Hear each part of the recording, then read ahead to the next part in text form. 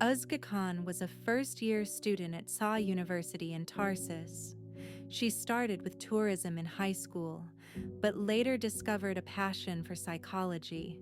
Her family supported her in every way they could. Her mother even returned to work after retirement to help fund Özgecan's education. Her father, a freelance graphic designer, was unemployed at the time. Her sister was studying opera, and she shared her love for music and books. She was known to be kind, curious, and full of empathy. She was 19. She was coming home, but she never made it. This is not just a story. This is not a mystery.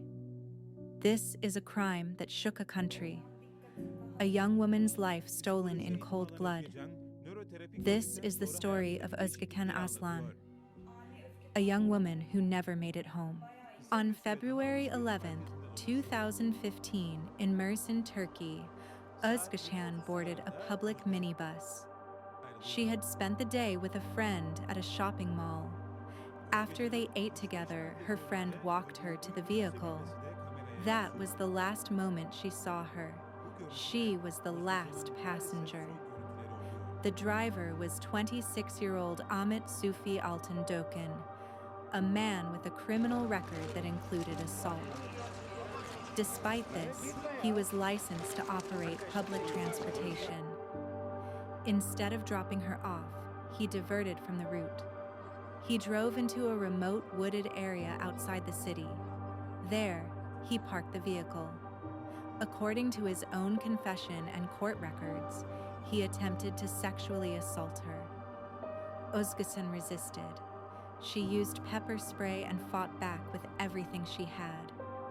In the struggle, she left visible scratches under his eye as she tried desperately to escape. Investigators would later confirm this through visible fingernail traces and tissue samples under her nails. Then he struck her with a metal rod and stabbed her multiple times. The autopsy confirmed blunt force trauma to the skull and deep stab wounds to her neck and upper body. Her arms and hands were covered in defensive wounds. She had fought for her life. After the murder, Ahmet Sufi called his father Necmettin Altın Dokan and friend Fatih Gökçe. They met him with a second vehicle. Together, they drove to a dry riverbed outside Tarsus. There, they attempted to destroy the body. They doused it in gasoline and set it on fire. That night, Özgecan didn't come home. Her family reported her missing immediately. Search efforts began, with volunteers distributing flyers and searching the area. 2 days later, on February 13th, police found a burned female body near the riverbed.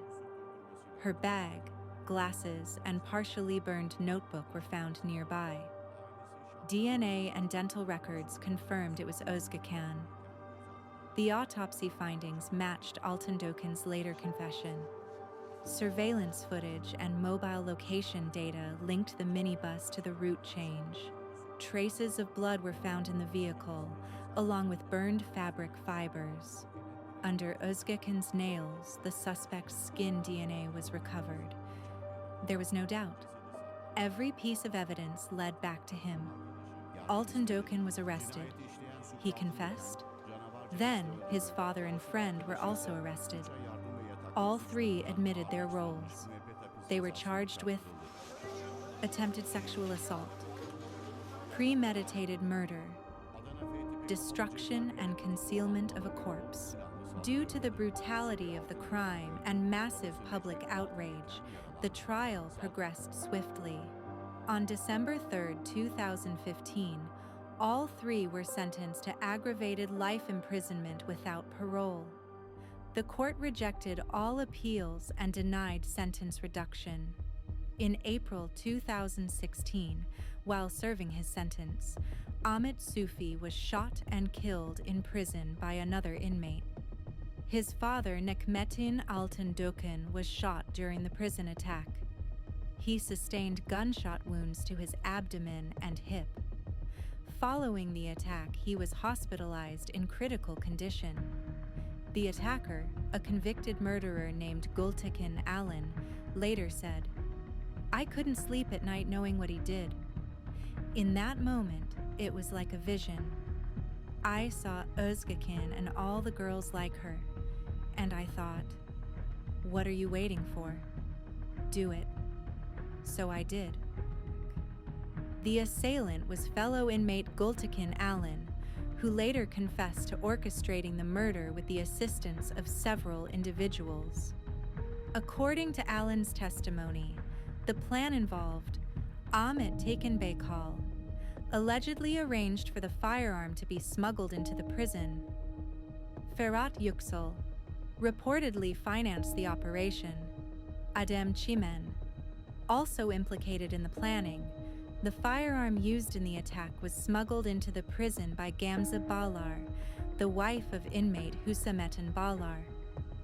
Utilizing a prosthetic leg to avoid detection, she concealed the weapon and delivered it during a visitation.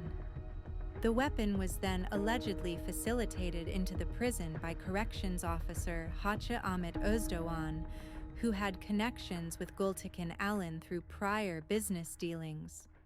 On the day of the attack, Aslan and fellow inmate Ferhat Yüksel were escorted to a recreational area. Yüksel distracted the guards, allowing Aslan to retrieve the hidden firearm. He then approached the cell of the Altın Dokans, called out to them, and opened fire through the cell door's food slot, killing Ahmet Sufi and injuring Necmettin. Following the incident, Aslan surrendered to prison authorities. He was subsequently sentenced to aggravated life imprisonment, plus an additional 29 years and 9 months for premeditated murder, attempted murder, smuggling prohibited items into a penal institution, unlawful deprivation of liberty. The incident raised serious concerns about prison security and the potential for corruption within the correctional system. Investigations led to the arrest and trial of several individuals connected to the plot, though some were acquitted due to insufficient evidence. Özgecan's murder triggered massive protests across Turkey. Thousands of people, men and women, filled the streets of Istanbul, Ankara, Izmir, and Mersin. They held signs that read, "We are all Özgecan." On social media, the hashtag #TellYourStory went viral. Women from every part of the country shared their own stories of harassment, fear, and survival. A national silence had been broken.